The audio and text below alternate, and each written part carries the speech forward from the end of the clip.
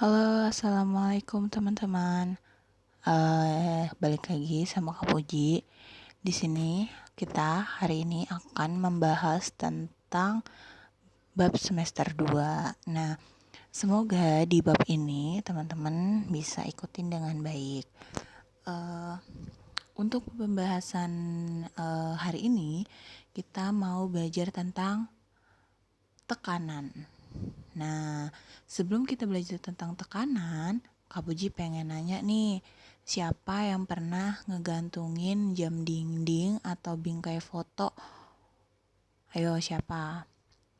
Nah, kalau pernah, kamu tahu nggak kenapa sih paku bisa menahan bingkai atau jam yang kamu pasang di tembok? Padahal kan temboknya tebel banget ya. Ada yang tahu nggak kenapa? Nah, betul banget. Jadi, itu berhubungan sama bahasan kita hari ini, yaitu adalah tekanan. Nah, tekanan itu apa sih? Tekanan itu adalah perbandingan gaya yang diberikan pada luas permukaan benda. Nah, itu ada tekanan. Jadi, teman-teman, ketika ujung paku memiliki permukaan yang runcing, terus ditempelkan ke dinding, kemudian gaya yang kamu berikan nih waktu kamu mukul paku, nah, itu akan memberikan tekanan. Nah, tekanan yang besar ini akan membuat dinding menjadi berlubang sehingga pakunya tertancap, ya kan? Nah, teman-teman, kok bisa sih? Nah, itu ada hubungan sama tekanan zat padat yang akan kita bahas hari ini. Rumusnya adalah nih ya, P sama dengan F per A. Nih ya, P sama dengan F per A, di mana P adalah tekanan atau dengan satuan Pascal, sedangkan F adalah gaya, dan A adalah benda.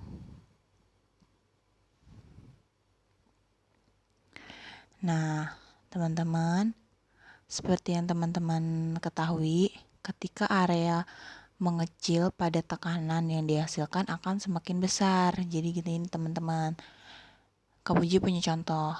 Terdapat 4 buah benda dengan bentuk berbeda terletak di atas lantai. Ini benda 1, benda 2, benda 3, dan benda 4. Nah, sekarang teman-teman tebak tekanan yang paling besar yang akan dialami lantai itu nomor berapa? Apakah nomor 1, nomor 2, nomor 3, atau nomor 4? Ya, bener banget, jawabannya nomor 3. Kenapa? Jadi gini teman-teman, P itu berbanding terbalik dengan yang namanya A. Ya, jadi tekanan berbanding terbalik dengan yang namanya luas penampang. Kalau tekanannya besar, maka cari luas penampang yang kecil. Ingat ya, kalau tekanannya besar, maka teman-teman harus cari luas penampang yang kecil. Nah, teman-teman, kalau mau nyari penampangnya yang kecil, berarti teman-teman cari luas penampangnya yang besar. Nah, kalau kita urutin dari gambar di sini, teman-teman, yang mana sih yang memiliki luas penampang paling besar? Ya, benar banget, nomor 2. Maka dia memiliki tekanan yang paling kecil. Nah, terus yang mana? Terus kedua setelah itu yang nomor 2 yang mana? Ya, benar banget, nomor 1. Nah, kenapa nggak nomor 4? Sebenarnya nomor 4 ini nanti tuh karena bebannya 100 kilo, dia tuh sebenarnya bisa jatuh. Gitu, jadi ini digabung ya. Gitu, kita lanjut ya. Oke, sekarang kita aplikasikan rumus tadi ke dalam soal. Budi mendorong gerobak dengan kedua tangan dan membutuhkan gaya sebesar 90 Newton. Apabila luas penampang 150 cm persegi, maka tekanan yang diberikan pada Budi pada gerobak sebesar berapa. Nah, teman-teman, ingat teman-teman harus diketahui apa 90 Newton. 90 Newton itu apa? 90 Newton itu adalah F. Sedangkan 150 cm persegi itu adalah luas penampang atau A.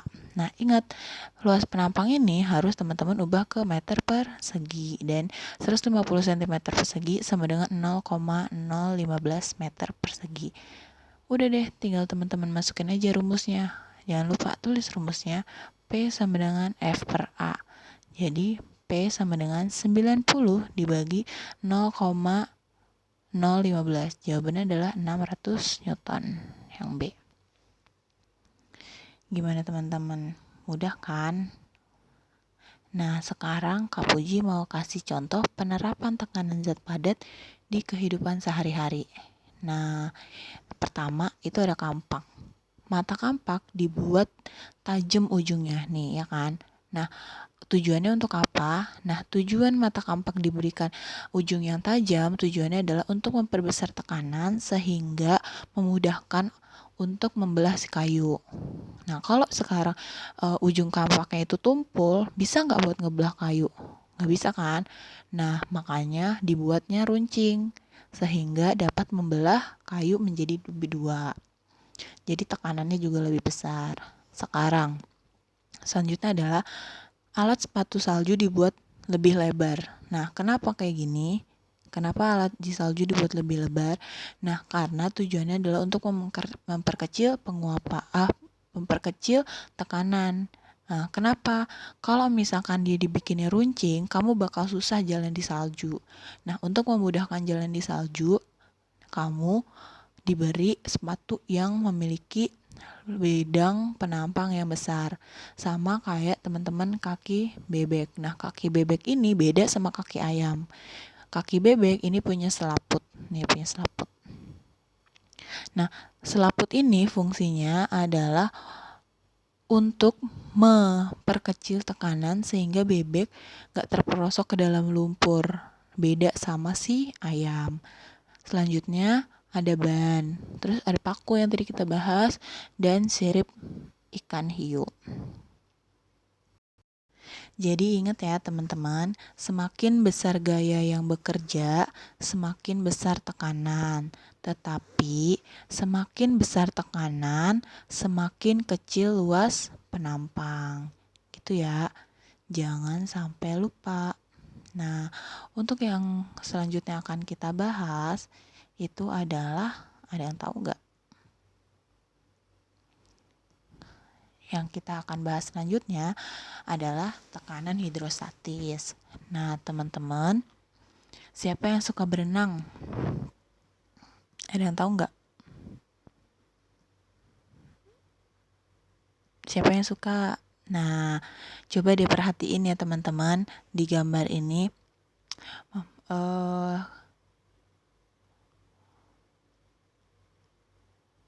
Lihat deh kenapa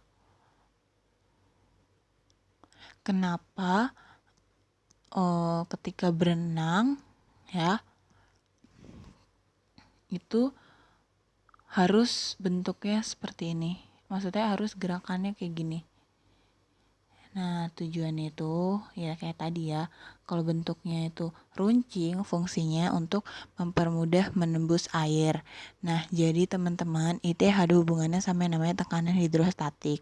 Apa itu tekanan hidrostatik? Tekanan yang diakibatkan oleh gaya pada zat cair terhadap luas bidang tekan pada kedalaman tertentu.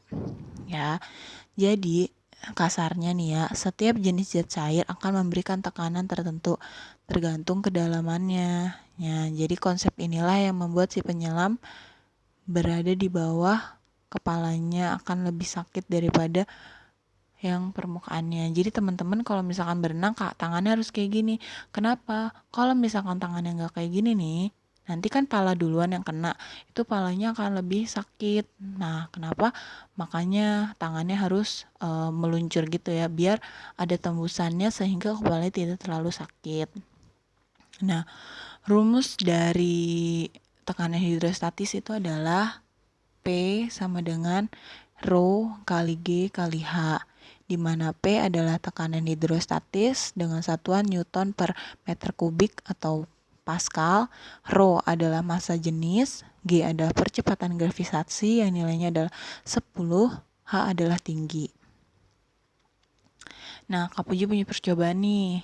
Coba teman-teman lihat, mana pancuran yang ngucurnya paling jauh? Apakah yang A 50 cm? Apakah yang B punya kedalaman 100? Apakah yang C punya kedalaman 150? Ayo, yang mana nih yang airnya mancur lebih jauh? Ya benar, jawabannya adalah yang C. Kenapa teman-teman mancurnya lebih jauh? Ada yang tahu gak? Ada yang tahu kenapa dia mancurnya lebih jauh? Ya, kenapa dia mancurnya lebih jauh? Karena tekanan hidrostatis itu dipengaruhi sama yang namanya kedalaman air. Ya, jadi teman-teman, semakin dalam suatu benda, misalnya bendanya di sini nih, nah kan dia jauh nih dari permukaan air ya kan, maka dia tekanan hidrostatisnya, pH-nya semakin tinggi. Nah, tapi kalau bendanya di sini, dia kan semakin dekat sama permukaan air kan, maka tekanan hidrostatisnya rendah. Gitu ya. Oke, ini adalah penerapan tekanan hidrostatis di kehidupan sehari-hari. Yang pertama, lubang bak mandi. Yang kedua, penyelam. Kan? Yang ketiga, bagian dasar bendungan. Yang keempat adalah pengecekan tekanan darah. Nah, kita latihan dulu ya untuk tekanan hidrostatis. Contoh, seekor ikan berenang di akuarium. Ikan tersebut berada di kedalaman 50 cm dari permukaan akuarium. Berapakah tekanan hidrostatis yang diterima ikan jika massa jenisnya ada 1000 dan percepatannya adalah 10? Nah, diketahui H-nya itu adalah 50 cm, yang kalau kita ubah ke meter menjadi 0,5. Ini rho ya dibacanya. Rho-nya itu adalah 1000, sedangkan gravitasinya adalah 10. Ditanya adalah tekanan hidrostatis atau pH. Ini Kapuji belum Kapuji ini. Nah, jawab. Rumusnya ingat, rho kali G kali H. Rho-nya tadi berapa? 1000. G-nya ya. G-nya 10 nih ya, H-nya 0,5. Kalau dikali menjadi 5000 gitu. Gampang kan teman-teman?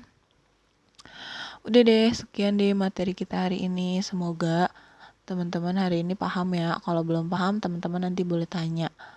Oke, sebelum itu kita akhiri dulu. Setelah Kak Puji share video ini, teman-teman bakal kerjain latihan teman-teman yang Kak Puji share ya. Nah, cara ngerjainnya gimana? Nanti kita jelasin. Yuk, semoga dipahami. Bye-bye.